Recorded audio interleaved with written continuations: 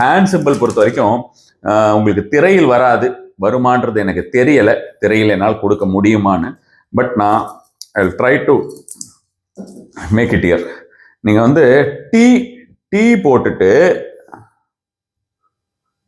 Tea இப்படி போட்டுக்கிறீங்க, simple tea, சரியா?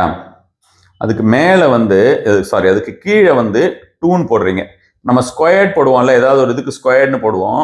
அந்த ஸ்கொயர்ட்னு போடாம அதையே கீழே போட்டோம்னா எப்படி இருக்கும்? டி ஸ்கொயர்ட்னு போடுறோம்னு வச்சுக்கோங்க. இந்த டி ஸ்கொயர்டுக்கு பதிலாக அது கீழே நம்ம வந்து 2ஆ போட்டுடுறோம் அப்படின்னு வச்சுக்கோங்களேன்.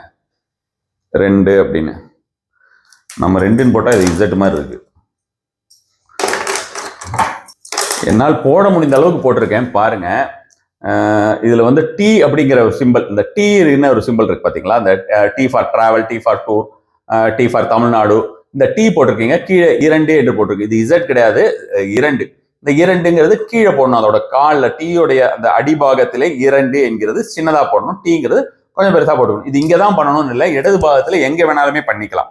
ஸோ எங்கே நீங்கள் பண்ணிக்கிட்டாலுமே அதற்குண்டான ஒரு பலன் இருக்கும். இது வந்து உங்களுக்கு பயங்கர ஃபாஸ்டா ஒர்க் ஆகக்கூடியதாக இருக்குன்னு வச்சுக்கோங்களேன். இந்த ஒரு மாதம் எனக்கு இந்த ஹேண்ட் சிம்பிள் எல்லாமே சொல்லுங்க.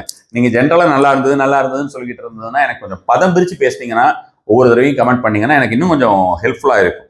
என்னால் அண்டர்ஸ்டாண்ட் பண்ணிக்க முடியும். இன்னும் மேன்மேலும் உங்களுக்கு நிறைய நல்ல விஷயங்களை அதிகமாக கொடுக்க வேண்டும் என்கிற எண்ணத்தை எனக்கு வந்து இன்னும் அதிகப்படுத்தும். ஆல்ரெடி அது அதிகமாக தான் இருக்கு, இன்னும் கொஞ்சம் அதிகப்படுத்தக்கூடியதாக இருக்கும். அதனால அதை கொஞ்சம் புரிஞ்சுக்கோங்க. அதனாலதான் நான் கொஞ்சம் தனித்தனியா பிரிச்சு சொல்லுங்க, எது எப்படி எப்படி இருக்கு அப்படின்ற மாதிரியான விஷயம் அப்படின்னு ஒவ்வொரு தடவையுமே கேட்டுக்கிட்டு இருக்கேன்.